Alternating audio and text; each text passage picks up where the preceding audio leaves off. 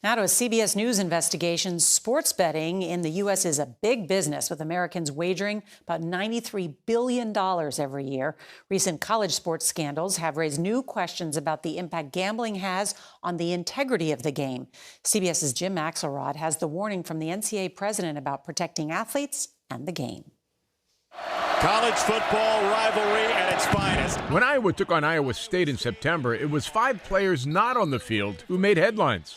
They all face criminal betting charges, including Iowa State's starting quarterback, Hunter Dekkers. Was he betting on his own team? Yes.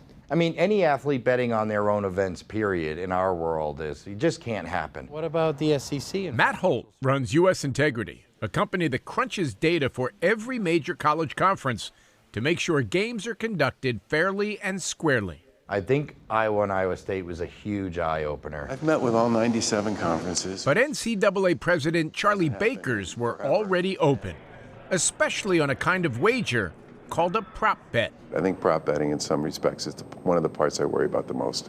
Prop bets are side bets made on some part of the game, like will a given player make his first shot.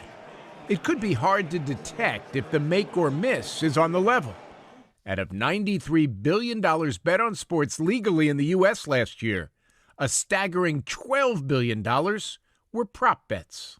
My concern about prop betting is just that putting myself in the shoes of a young person who's on a campus, who has a friend or two that come up to them and say, I love you, I've always supported you. If you could just miss your first couple of free throws this week, it won't affect the outcome of the game.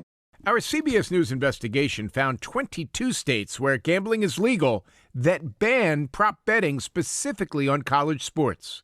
At least 8 states still allow it. We get the fact. Baker, the former governor of Massachusetts, signed the law legalizing online gambling there, except on college sports. I've talked to a lot of coaches about this, and I've talked to a ton of conference commissioners and athletic directors, and yeah, they're all concerned. And I think they're concerned about it for the same reasons we are. While the NCAA tells us only there's been a sharp rise in the number of gambling cases it's investigating, CBS News has learned that as of this summer, there were 17 active gambling investigations underway. Jim Axelrod, CBS News, New York.